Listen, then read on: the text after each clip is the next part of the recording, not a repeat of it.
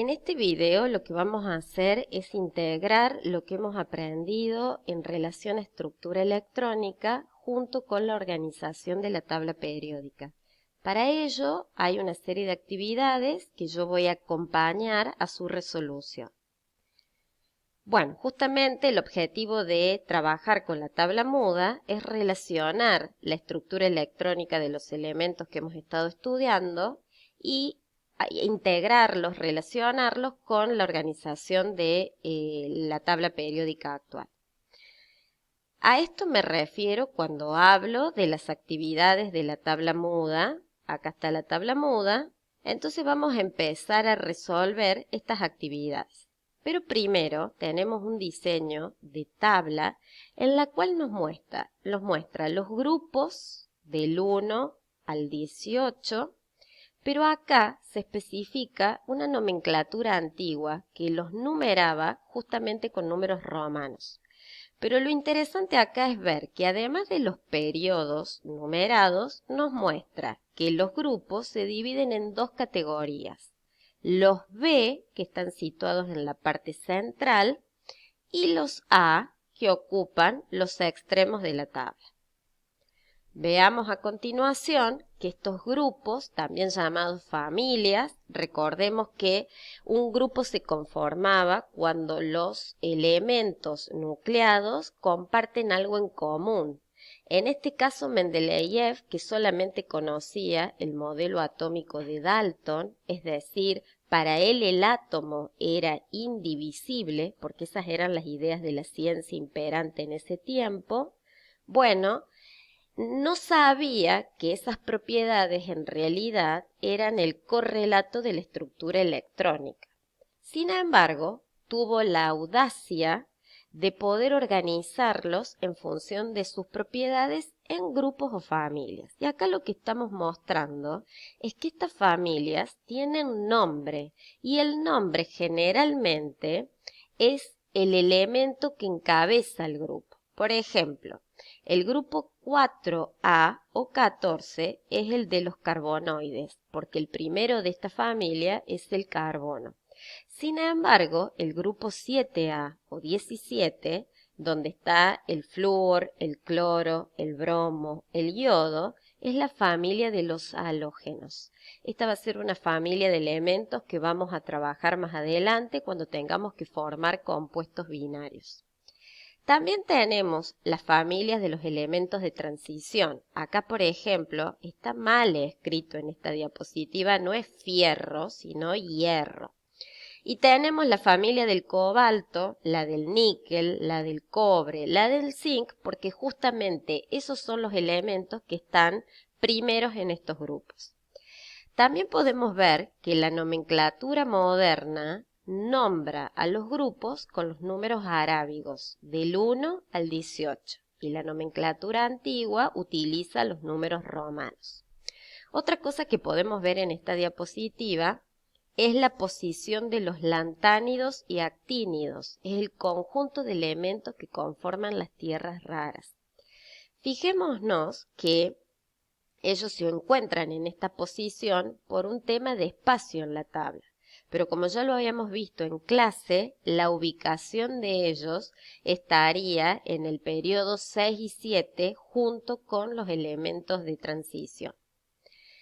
En esta diapositiva estamos repasando que la tabla se conforma de 4 bloques. Los bloques llevan los nombres de los orbitales donde se aloja el último electrón.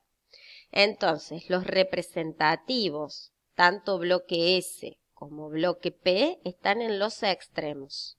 Los de transición, todos ellos tienen su último electrón en el orbital D. Y las de transición interna o tierras raras ubican su último electrón en el orbital F. Acá tenemos la tabla muda y se supone que sobre ella vamos a ir integrando todo lo que ya conocemos. La intención no es usar la tabla de Mendeleev, sino es integrar y relacionar. Entonces fijémonos, la primera de las actividades nos planteaba que numeremos los grupos y los periodos. Entonces acá Yo utilicé la nomenclatura moderna donde voy numerando grupos y periodos. Después me dice que ubique un elemento representativo en el grupo 3A, periodo 2. Ese sería el ejercicio en las consignas que tiene la letra A. Por eso yo voy a ponerle a la tabla la referencia de la consigna. Este es el periodo 2 y solamente tiene elementos representativos. Por lo tanto, lo único que me queda para saber su posición es ir al grupo. Y me dice que el grupo es el 3A. Recordemos que este sector de la tabla tiene a los elementos categorizados con la letra A. Entonces, este es el 1A, 2A y saltamos al representativo 3A. Por eso allí puse la letra A. Vamos al B. Me dice que tiene que ser un elemento de transición del grupo B, periodo 4. Este es el periodo 4, que incluye tanto representativos como de transición. No me está diciendo el grupo, pero me dice que tiene que estar en el periodo 4 de los elementos clasificados como B. Yo opté a la letra B ponerla acá, está dentro de los de transición. Si lo hubiese puesto acá, sería grupo 2, pero A, no B. El C dice, elemento que tiene esta configuración. Yo acá escribí la configuración que me da la consigna y lo que hago ahora es marcar la configuración electrónica externa. Es decir, el último nivel con electrones. En este caso es 4, todo 4, incluye 4S y 4P. El nivel de energía, recordá que es el periodo. Entonces el ejercicio C me dice que el elemento está en el periodo 4. El grupo surge de sumar los electrones que tiene ese nivel, o sea, tiene 2 más 2, grupo 4. Y el bloque es el último orbital con electrones, que en este caso es P. Fijémonos la letra C. Está en el periodo 4, grupo 4, bloque P. Después pasamos al elemento perteneciente a la familia de los halógenos, ubicado en el periodo 4, con Z35. Bueno, de esta forma lo podés hacer de dos maneras. Sabiendo que se empieza a leer desde acá los elementos, grupo 1, periodo 1, con el hidrógeno cuyo Z es 1, y seguimos al helio 2, y vamos contando las casillas hasta llegar al Z35 que tiene esta posición. Y verdaderamente el elemento D está en el periodo 4, es de los halógenos. Recuerda que vimos que los halógenos es la familia del grupo 17 o 7A. Entonces allí coloqué la letra D de la consigna D.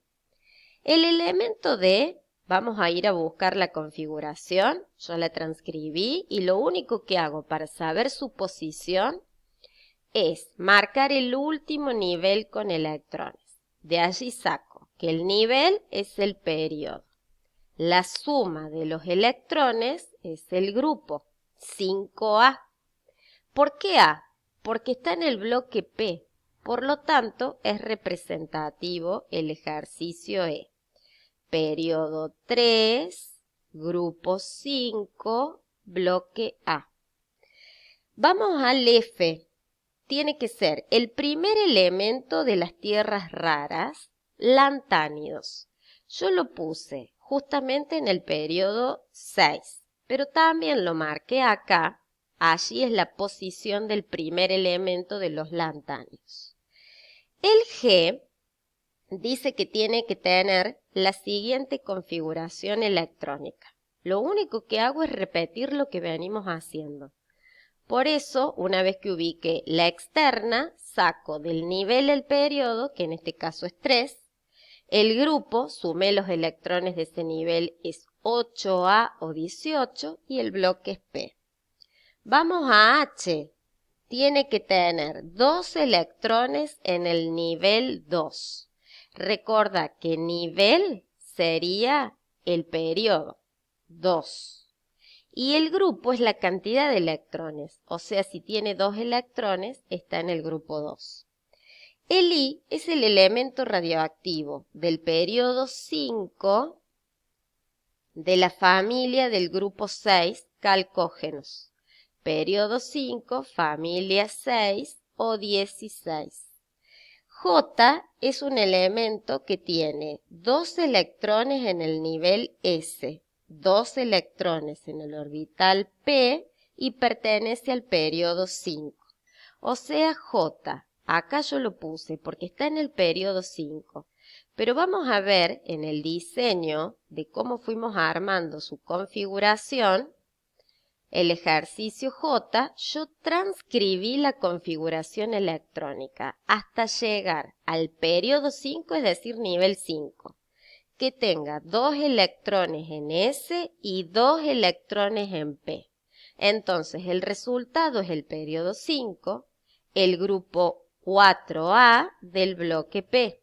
Volvamos a la tabla muda, fíjate, allí tenemos J, periodo 5, bloque P, grupo 4.